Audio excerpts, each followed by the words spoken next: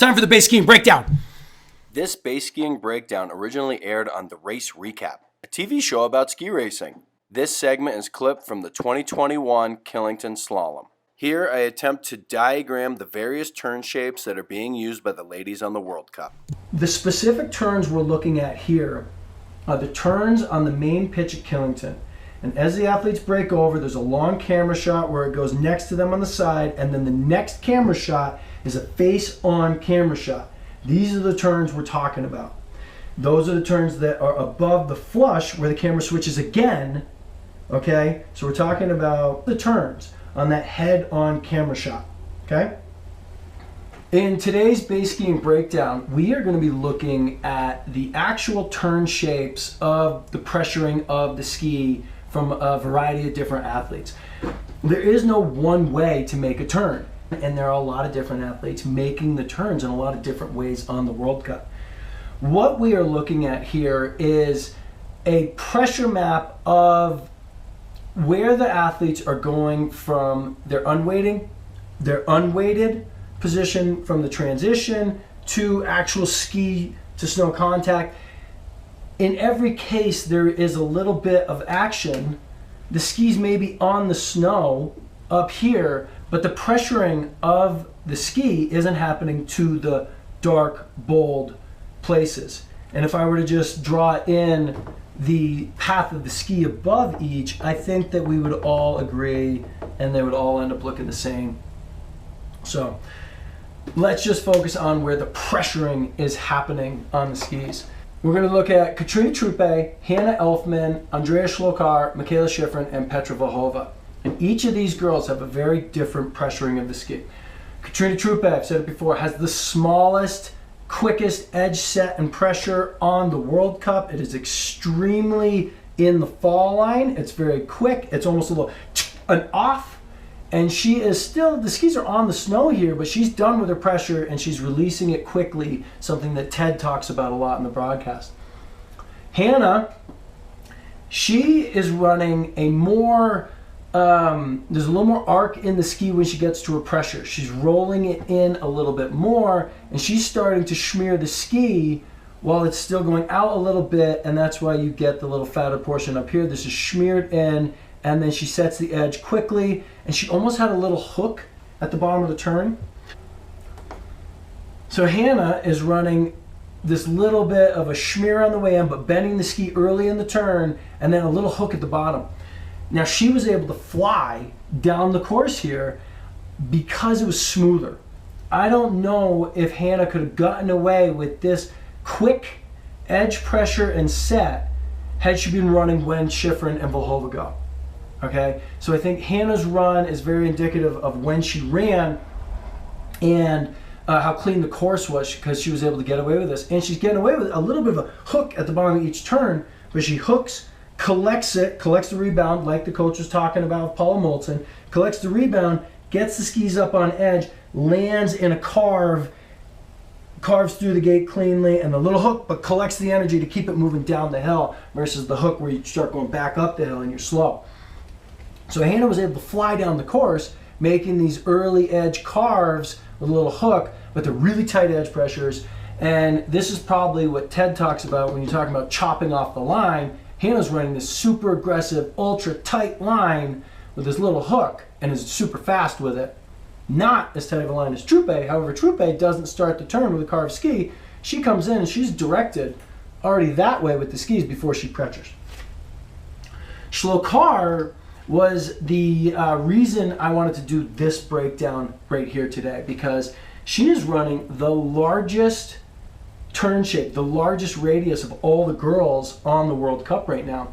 She's using a lot of hip angle. I'd say the next girl out there that's closest to Slokar would be Erin Milzinski, but Erin Milzinski's not doing it with the power the Slokar is, or the accuracy the Slokar is. And so Slokar's running this big radius here where there's a lot of the smearing of the ski, but it's already carving up here and coming in, okay? So you can see that it's smeared here, smeared, tight arc at the bottom, and this is the way Slokar is running it. This is tougher to run on a hill like Killington, for sure, where there's a consistent long pitch. This works good in like 6-gate pitches. but Slokar's awesome, and she's running with power, and it looks sick, so it's cool. Okay, Michaela Schifrin. This is to scale, by the way. I really believe this is to scale. Michaela Schifrin is a little bit tighter than Slokar, but this is on purpose here. Mikaela is way further up and out than Slokar is. Here's the gate right here. Mikaela's apex right here is really far up, but really far out. Mikaela was getting her turn done way up in here. You can see that she's running where she's carving in, starting the schmear with a carved ski right here. A lot of schmear, a lot of schmear, a lot of schmear, but it's powerful and it's fast right here. And I think most importantly with Mikaela, it's accurate and it's turn after turn all the way down the pitch. Why is she turning this far up and this far out? Probably because the course conditions are breaking down, and this is what she needs to do to stay fast at this point in the race. All the girls that came down ahead of Mikaela and chopped off the line, like if you take this pressure from Hannah and this pressure from Truppe, those pressures are in this zone right here. Mikaela's completely avoiding these initiations from two athletes in the field. And let me tell you, there's more athletes trying this than there are these. And so Mikaela, by going way up and out, is able to just maintain speed. And maybe it's not the fastest way for her to ski race. She can be fast with this move as well as this move in this one. But usually these two, she didn't use it here. So tactical maneuver, but that's what her turn shape, her pressure looked like. Now Vlhova had made the mistake up top. We already knew she was out of it, but she gave it a good go on the pitch, and I think it was a competitive time down the pitch. Vlhova is drifting the skis past the fall line and starting her turn where she's already coming across the hill. And this is what Vlhova's turn looks like right now, and on that pitch is that she is starting the turn with the ski already directed towards the next gate. Not all the way to the next gate, she's definitely completing the turn here, but she's pivoting the skis past the fall line and then pressuring. Here's her feather right here, and then it comes into a nice tight exit right there.